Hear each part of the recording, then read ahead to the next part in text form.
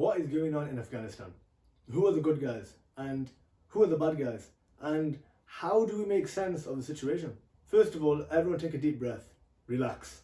What I'm about to say will probably generate some disagreement from all sides. But, the truth doesn't depend on your emotions. And we need to take a step back and view the entire picture for what it is. To start, the US has left. The US, the ones who killed thousands of Muslims in Afghanistan, who tortured Muslims in the most brutal ways, have left. After spending 20 years, over $2 trillion, they were still unable to establish a puppet regime in Afghanistan. They failed. And as Muslims, we should be pleased with the fact that Allah subhanahu wa ta'ala removed these filthy oppressors from our lands. That's point one. The Kafir army has left. And rightly so. What happened shortly after was a sweeping takeover from a group called the Taliban. This is how much of Afghanistan they controlled only a month ago, and this is how much they control now. So, who are the Taliban? And how do we view them from an Islamic perspective? Well, they are a Muslim jihadi group who, in their own words, wish to establish an Islamic emirate in Afghanistan. This Islamic emirate is essentially a state based on a basic implementation of Sharia law, but without an Islamic foreign policy and without a comprehensive change of the economy. In reality, it's a nation state with an Islamic flavor whose rulers genuinely do have love for Islam and who are far more friendly to the Muslim Ummah than the US and the secular government ever would have been. But again, we need to be very clear. An Islamic emirate is not a khilafah. The khilafah is a state whose systems and institutions are based solely on Sharia. This includes the foreign policy and the complete change of the economy.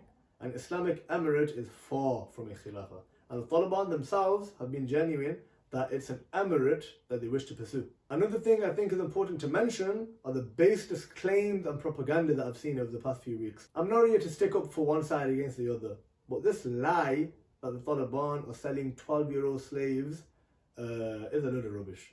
This propaganda that they're targeting civilians and that they're breaching human rights and women's rights, I don't believe any of it. The people would have never supported them if they were so evil. So I refuse to believe these baseless claims. I refuse to take information from the Kafir media who already have a certain agenda against Islam and Muslims. Plus, which position are they in to lecture other people about human rights? They have the blood of millions of Muslims on their hands. You want to talk about slaves, sex slaves? Go sort out your own sex slave, human trafficking pandemic. And this thing about women's rights. Okay, the Taliban have a law that women must be covered in a certain way. So what? So what? The French have a law that women should be uncovered in a certain way.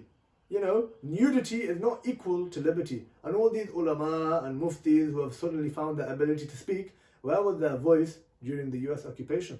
All in all, we mustn't let our emotions get in the way of the reality. The US has left, the Taliban are looking to establish the emirate, but the journey for Khilafah continues. The work to re-establish the Islamic Khilafah, to liberate all of mankind to the justice of Islam, this work continues. And up until this work is completed, we should not get complacent or clouded by our zeal. We ask Allah subhanahu wa ta'ala to strengthen our brothers and sisters all over the globe and to understand the truth for what it is and the falsehood for what it is. Ameen.